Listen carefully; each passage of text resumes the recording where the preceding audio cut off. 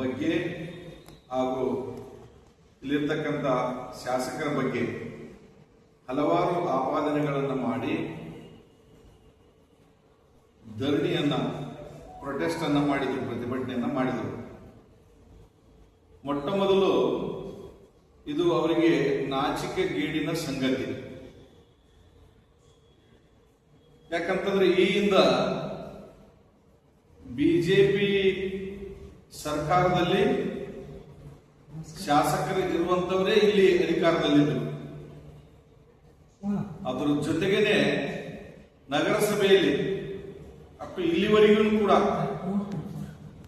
ಅವರ ಪಕ್ಷದವರೇ 3 ಅಧ್ಯಕ್ಷರಾಗಿದ್ರು. ಅಂದ್ರೆ ಅವರು ಪ್ರತಿಭಟನೆ ಮಾಡಿದ್ದು ಯಾರ ವಿರುದ್ಧ?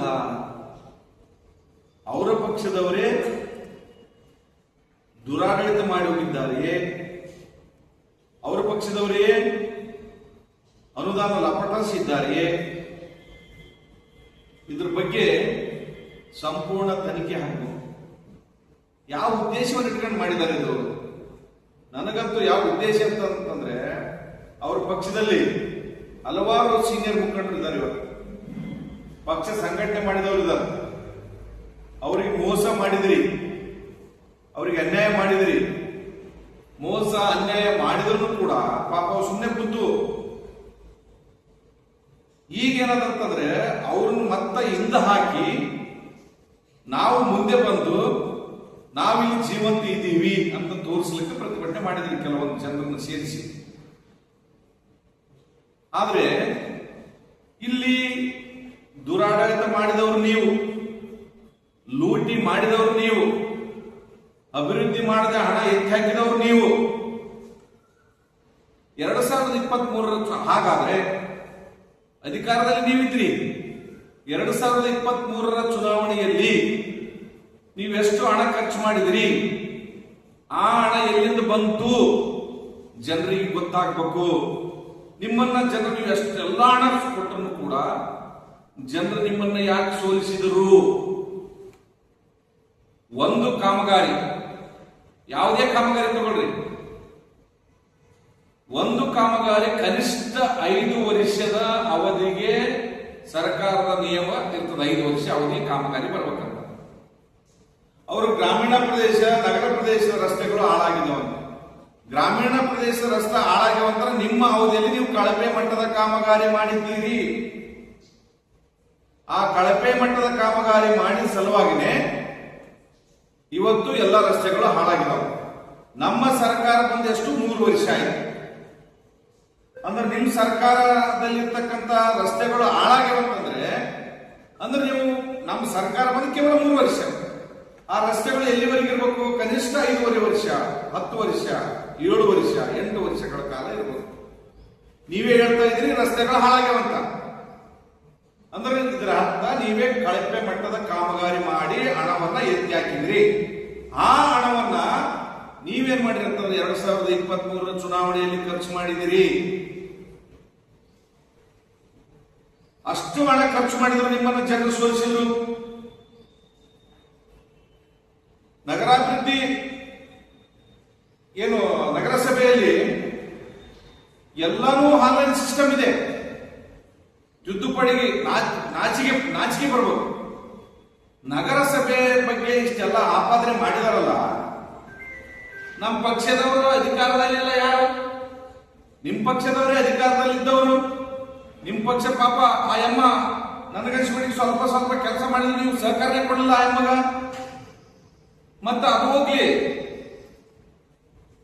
ವಿಶೇಷವಾಗಿ ನೀವು ಇದು ನಗರ ಸಭೆಯಲ್ಲಿ ಯಾಕೆ ನಗರಸಭೆ, ನಾನು ಮಾಹಿತಿ ಪಡೆದುಕೊಂಡ ಪ್ರಕಾರ ಲಲಿತಾ ಅನುಪುರ ಅವರು ಅಧ್ಯಕ್ಷರಿದ್ದಂತ ಸಂದರ್ಭದಲ್ಲಿ ಹಲವಾರು ಜಾಗಗಳನ್ನ ಇವರು ಸುತ್ತಮುತ್ತಿರ್ತಕ್ಕಂಥ ಪಟಾಲಮ್ಮರವರೇ ಕಬಳಿಸಿದ್ದಾರೆ, ಖಾತಾ ಮಾಡಿಕೊಂಡ್ರ.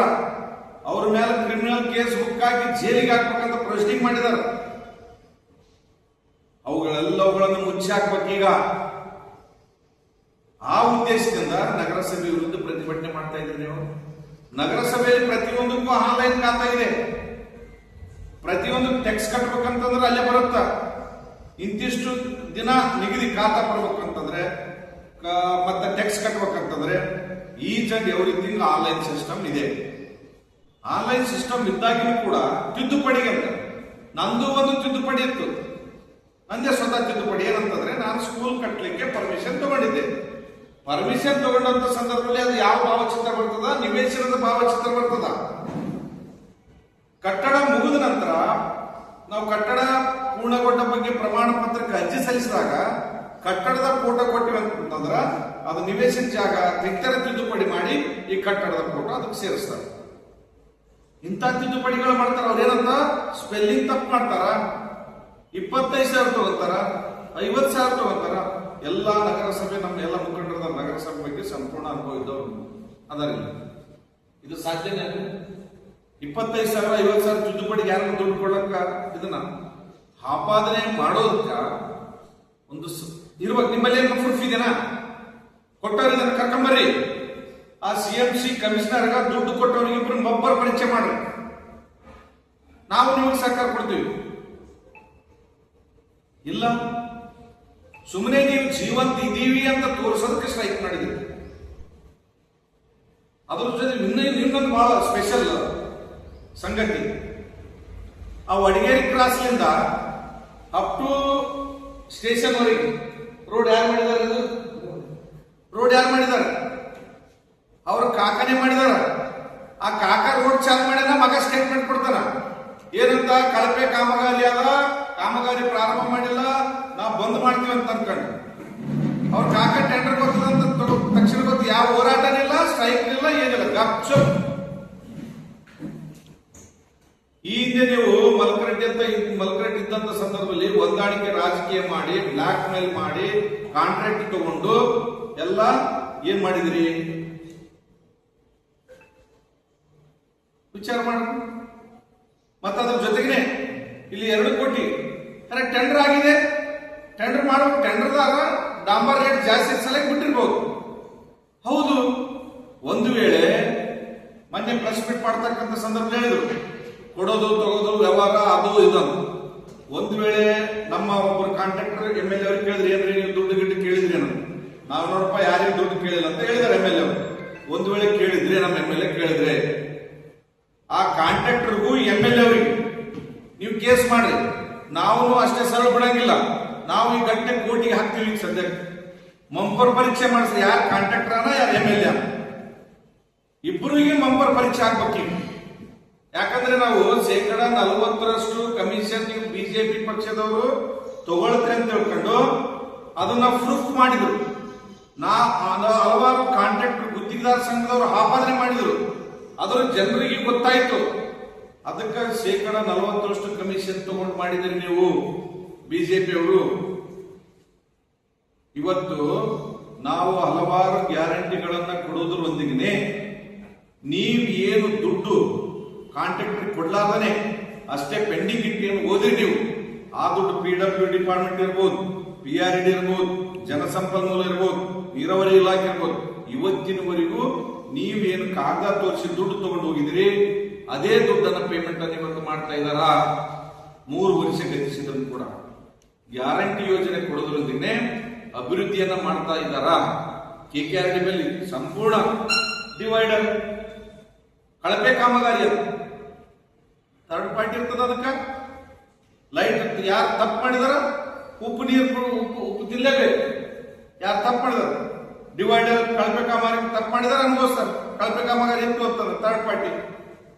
ಮತ್ತೆ ಅದ್ರ ಜೊತೆಗೆ ಲೈಟ್ ಅಂದ್ರೆ 3 ವರ್ಷ ನೀವು ನಿದ್ದೆ ಮಾಡಿದ್ರಿ ಏನು? 3 ವರ್ಷ ಎಲ್ಲಿಗೆ ಹೋಗಿದ್ರಿ? ನಿಮಗೆ ಕಣ್ಣಿಗೆ ಏನು ಕಂಡಿಲ್ಲ ಇದು. ಈಗ ಚುನಾವಣೆ ಬಂತು ಅಂತ ಸುಮ್ಮನೆ ಸಣ್ಣ ಪುಟ್ಟ ಯಾವರ ಸಮಸ್ಯೆಗಳಾವಂತ ಹೇಳಿ ಜನರನ್ನ ದುಡ್ಡು ಕೊಟ್ಟು ಕರೆಸಿ ನಾವು ಜೀವಂತ ಇದ್ದೀವಿ ಅಂದ್ರೆ ನಾವು ಮುಂಚೂಣಿಯಲ್ಲಿ ಇದ್ದೀವಿ. ಉಳಿಕಿದ ಪಕ್ಷದ ಟಿಕೆಟ್ ಕೇಳೋರ ಶಾಣ್ ಗೋಪಾಲ್ ರೆಡ್ಡಿ ಅದಂತದಾರ, ಮಾಗನೂರ್ ಅದರ, ಲಲಿತಾನಪುರ ಅವ್ರಿಗೆಲ್ಲ ನಾವು ಮುಂಚೂಣಿ ಇದೀವಿ ಅಂತ ತೋರಿಸ್ಲಕ್ ಮಾಡಿದ್ರು. ಹಂಗಂದ್ರೆ CMC ಚೇರ್ಮನ್ ಇದ್ರಲ್ಲ ಲಲಿತಾನಪುರ ಅವ್ರು ಭಾಗವಹಿಸ್ಬೇಕಾಗಿತ್ತಲ್ಲ. ನೀವು ಮಾಡೋದು ತಪ್ಪಂತ ಗೊತ್ತದ. ಯಾಕ ನಿಮ್ ಪಟಾಲಮ್ಮ ಅವ್ರೆಲ್ಲ ಬೋಗಸ್ ಮಾಡಿದಾರ, ಬೋಗಸ್ ಲ್ಯಾಂಡ್ ತಗೊಂಡಿದಾರ, ಬೋಗಸ್ ಖಾತಾ ಮಾಡಿದಾರ. ಅವ್ರ ಮೇಲೆ ಕ್ರಿಮಿನಲ್ ಕೇಸ್ ಬುಕ್ ಮಾಡ್ರಂತನೂ ಹೇಳಿದಾರ. ಅವೆಲ್ಲವುಗಳನ್ನ ಮತ್ತ ಕರೆಕ್ಟ್ ಮಾಡ್ಯಾಳಂತಾನೆ ಅರ್ಥಲ್ಲ. ನೀವು ಇಂಥ ವಿಷಯಗಳನ್ನು ತಗೊಂಡೋಗಿ ಕಮಿಷನರ್ಗ ಬ್ಲಾಕ್ ಮೇಲ್ ಮಾಡ್ತಾ ಇದ್ದೀರಿ. ಆ ಕಮಿಷನರ್ ಕೇಳಿಲ್ಲ ನಿಮ್ಮ, ಅದಕ್ಕಾಗಿ ನೀವು ಆಪಾದನೆ ಮಾಡೋದು. ಖಾತಕ ರೊಕ್ಕ, ತಿದ್ದುಪಡಿಗೆ ರೊಕ್ಕ, ನೋ ಟ್ರಾನ್ಸ್ಪರೆಂಟ್. ಪ್ರತಿಯೊಂದು ಇಲಾಖೆ ಕೂಡ ಆನ್ಲೈನ್ ಆಗಿದೆ ಇವತ್ತು. ಎಲ್ಲಾ ಇಲಾಖೆ, ಸಬ್ ರಿಜಿಸ್ಟ್ರು ಎಲ್ಲ ಟ್ರಾನ್ಸ್ಪರೆಂಟ್, CMC ಟ್ರಾನ್ಸ್ಪರೆಂಟ್. ಕಂದಾಯ ಇಲಾಖೆ ಅಂತೂ ಅತ್ಯದ್ಭುತ ಐತಿಹಾಸಿಕ. ಪ್ರತಿಯೊಬ್ಬ ಮನುಷ್ಯನು ಕೂಡ ಇವತ್ತು ಡಿ ದೇವರಾಜ ಅರಸರ ನಂತರ ಅತ್ಯದ್ಭುತವಾಗಿ ಬದಲಾವಣೆ ಆದದ್ದು ಕಂದಾಯ ಇಲಾಖೆ ಅಂತ ಎಲ್ಲರೂ ಹೇಳ್ತಾರೆ. ಅಷ್ಟು ಡೆವಲಪ್ಮೆಂಟ್ ಅನ್ನ ಕೃಷ್ಣ ಬೈರೇಗೌಡರು ಮಾಡಿದ್ದಾರೆ. ಅದಕ್ಕ ಈ ಸುಳ್ಳು ಆಪಾದನೆಯನ್ನ ಮಾಡಿ ನೀವು ಜೀವಂತ ಇರ್ಬೇಕಂತಂದ್ರೆ ನಿಮ್ಗೆ ನಿಮ್ಗೆ ಕೊಡುಗೆ ಏನಾದ ಇಲ್ಲಿ ಈ ವಿಧಾನಸಭಾ ಕ್ಷೇತ್ರ ನಿಮ್ದೇನು ಕೊಡುಗೆ ಹೇಳಿ? ನಿಮ್ ಕೊಡುಗೆ ನಾವು ಇಂಥ ಶೈಕ್ಷಣಿಕ ಕೇಂದ್ರಗಳನ್ನ ಮಾಡಿದೀವಿ. ಏನ್ ಮಾಡಿದ್ರಿ? ಯಾವ ಶೈಕ್ಷಣಿಕ ಕೇಂದ್ರಗಳನ್ನು ಮಾಡಿದ್ರಿ? ಇವತ್ತು ಸ್ವಾತಂತ್ರ್ಯ ಬಂದು 75 ವರ್ಷ ಆಯ್ತು. ಯಾದಗಿರಿ ವಿಧಾನಸಭಾ ಕ್ಷೇತ್ರ ಗ್ರಾಮೀಣ ಭಾಗದಲ್ಲಿ ಒಂದು PUC ಕಾಲೇಜ್ ಸರ್ಕಾರವಿಲ್ಲ ಇವತ್ತಿನವರೆಗೆ. ಈಗ ನಮ್ಮ ಸರ್ಕಾರ ಅನುಮತಿ ಕೊಟ್ಟಾರ. ಇದಕ್ಕೆ ಕಾರಣ ಯಾರು? ನೀವು ಅಧಿಕಾರದಲ್ಲಿ ಇದ್ದೀರಲ್ಲ, ಮಾಡ್ಬೋದಿತ್ತು, ಮಾಡಿಲ್ಲ. ಎಲ್ಲಾ ಜನರಿಗೆ ವಂಚನೆ ಮಾಡಿದ್ರಿ. ವಿಶೇಷವಾಗಿ ನಿಮ್ಮ ಪಕ್ಷದಲ್ಲಿ ಇರ್ತಕ್ಕಂಥ ಕಾರ್ಯಕರ್ತರಿಗಂತೂ ವಂಚನೆ ಮಾಡಿದ್ರಿ.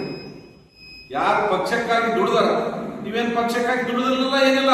2018ರಲ್ಲಿ ಕೂಡ ನೀವು ಪಕ್ಷಕ್ಕೆ ದುಡಿದಿಲ್ಲ ಏನಿಲ್ಲ.